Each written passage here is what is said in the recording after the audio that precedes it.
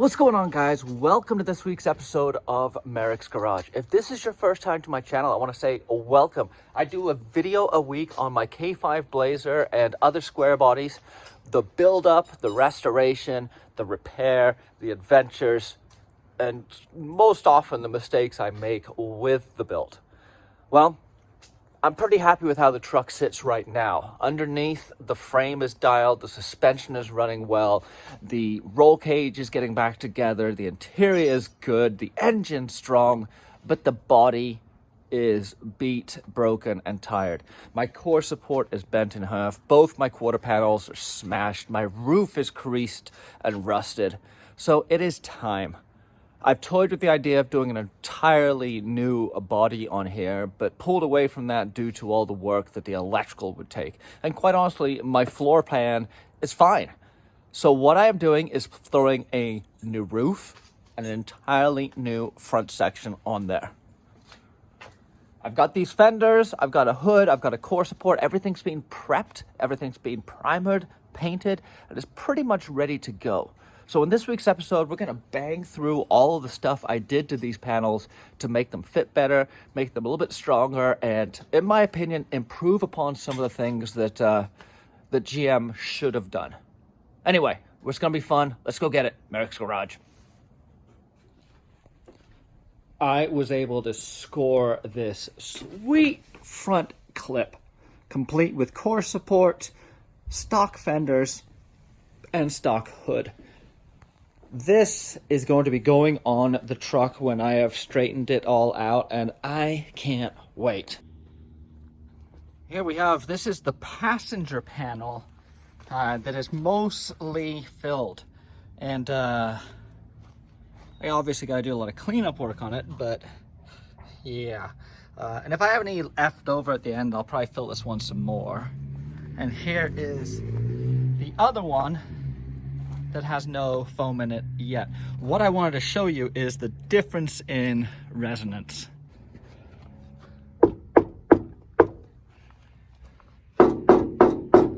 That's what I'm talking about.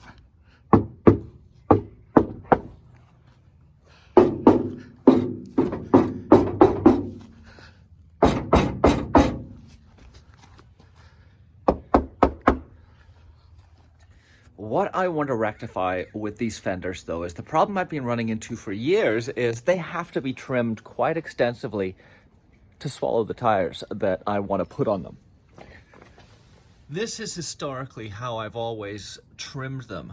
And the problem you run into is the outer skin and the inner skin don't really have any points of contact anymore. And you end up with just an outer skin that rattles, and it just isn't, you know, that appealing. Same thing up front. You have a little bit more leeway here because it stays closer to it for longer. But either way leads to some kind of ragged looking front fenders that, in keeping with my overall mission of a refresh and upgrade to the look, I want to do something a little bit different this time. What I have done is trimmed this fender all the way back to where I want it to go, done a bunch of foam fill, and then I've hit this all with Bondo and body filler.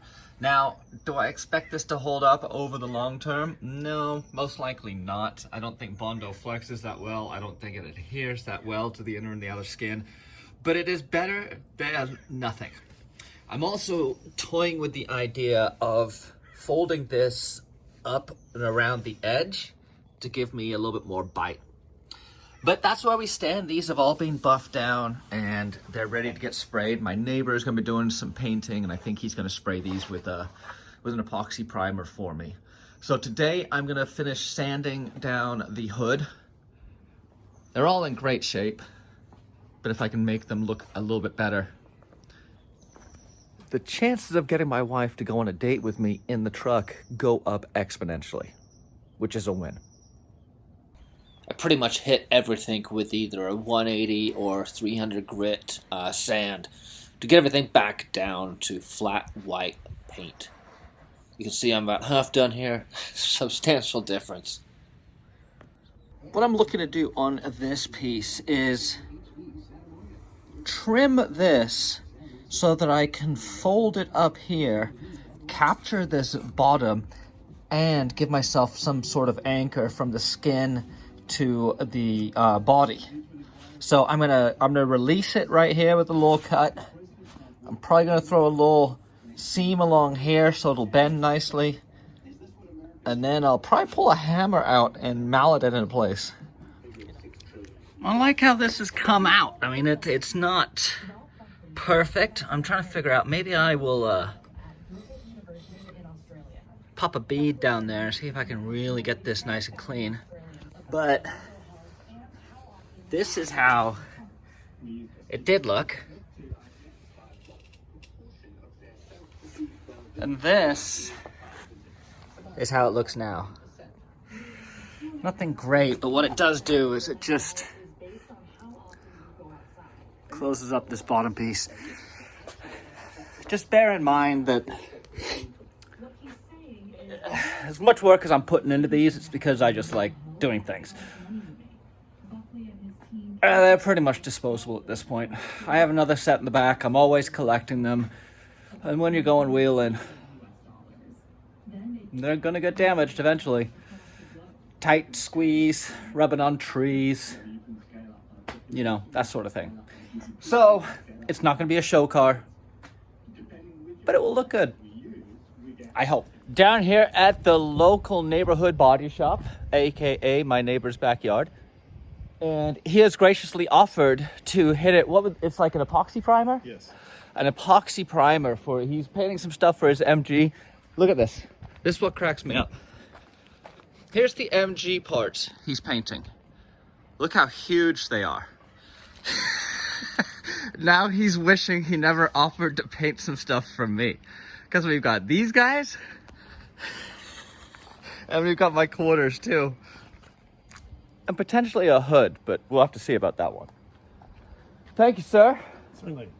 Yeah, this is just gonna be a really nice bottom coat that, you know, I wouldn't be able to do myself. So he's got all the gear, car guy himself, he knows what he's doing. I'm in good hands, and he's gonna spray it for me. I have all the body panels back from my neighbor who painted them for me, and he did a really, really good job. I don't have much experience with paint apart from screwing it up. And although these have some areas that need a little bit more work, you know, you can see in the light that this is where I've covered the old light slot. A little bit of chips down here, but that's not a big deal. This is gonna get wet sanded and then wrapped, and I have the vinyl on the way. The reason I wanted to spray these is this stuff is pretty durable. It's an epoxy-based primer, and it's gonna give a really nice base for the vinyl to stick to. This thing is gonna look really good. I'm looking forward to seeing it return to its glory. It hasn't looked... It's looked kind of sorry for quite a while, and it's time to rectify that. One of the less glamorous parts of truck building is the teardown, the clean, the degrease, the wire wheel, the brush, the paint, getting everything back to almost, you know, new condition. So here is the new, to me, core support. I've stripped it down. It's in really good shape, and I'm gonna hit it right now with a bunch of metal etching primer that will hopefully cut through a lot of the rust on here. Then we'll hose it off if we need to. We can power wash it, and after we're power washed it, it's gonna get hit with some Steel-It. Like I said, it's not that glamorous, but it does make a big difference when you put everything back together, and it's all new, fresh, and painted. I'm a little sad to take this front clip off because this is original fender, original, well, it's an aftermarket grille, but original core support, original hood, original roof. So the 87 is slowly disappearing, but it lived a good, strong life. So there's the front fender. And you can see the challenge I have is to get this worn power plant winch in, which you can see goes all the way back here. That is the air compressor that gives me that chuck right there. So the core support does need to be cut to fit. But here, just standing back and knocking everything over, you can see how crooked we're looking here. Yeah, that's not right.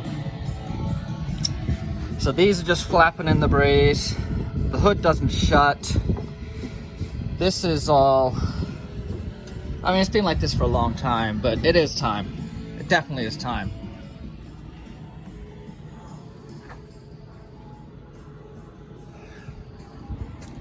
It lived a good, strong life.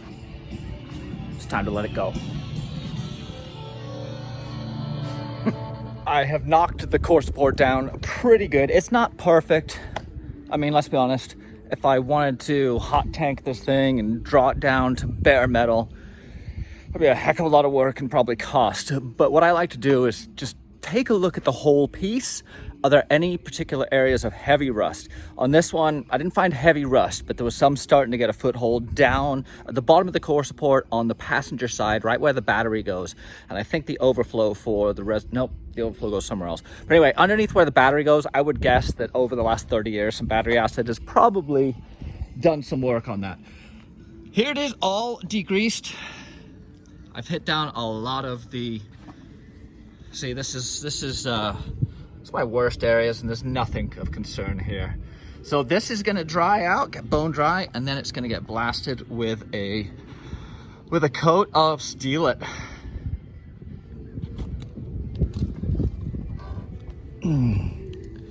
So here's where it was worse, and I was able to knock it down. Still not perfect, but you know, nothing that a little bit of paint will slow down any progression of this rust.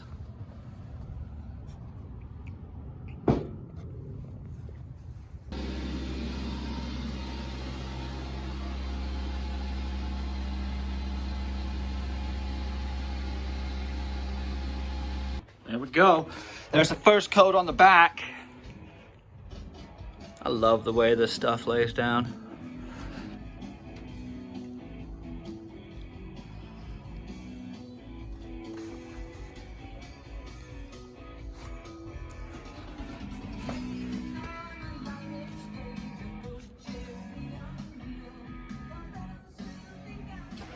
One of the last remaining parts is to get the core support all dialed in. As I mentioned earlier, the power plant winch does make things difficult, but I'm gonna pull a bunch of the cladding off right now and see if I can make it lower profile so I don't have to cut as much core support. I'm also gonna try and just window the core support where it goes across the power plant instead of doing the whole, just chop it all out. But here's what I'm working with. You can see the core support right back there. And the power plant is sitting kind of high, but a lot of it is plastic, and I think it can come off. I've been working on this part of the project for a while, but it just kind of hit me. I'm pretty much putting a whole new body on my truck. Yeah, the rear quarters are going to remain, but doors, roof, hood, quarters, grill, core support, all new. Well, old, but refurbished, refinished, and refreshed. Core support, roof, grill, hood, quarters. And I'm starting to work on all the hardware here. I like to just prep as much as I can to make sure that things go back together smoothly. So I am chasing all of the threads on the hardware, and then I'm gonna chase and tap all the bolts on the truck and the core support. It's quite a bit of work, but as I've mentioned several times, it takes out a lot of the challenges that you have when putting stuff back together, especially old stuff that's been sitting in a yard for 30 years or in the front of the truck for 30 years. Cleaning up the threads, it'll go back together so much better. And when it does give you resistance, you know that you've got a problem and you need to stop and figure it out before you cross-thread something. So always clean your threads. It takes time, but it's worth it. So I thought I was done for this video. In fact, all the footage was in there, so this is just gonna be a quick sneak peek. I decided instead of cutting up my core support to fit my winch, why didn't I just take my winch apart and relocate like the compressor and the tank and things like that? Because what I've done is stripped it down. I pulled it out and stripped it down. And now I may be able to sneak my core support in without any cutting or anything. So the electronics are going to be relocated. I've also got this.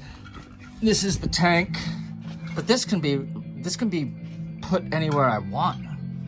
So yeah, I'm pretty stoked. This will change quite a lot of stuff. I'll have more for you on that when I have more for you on that.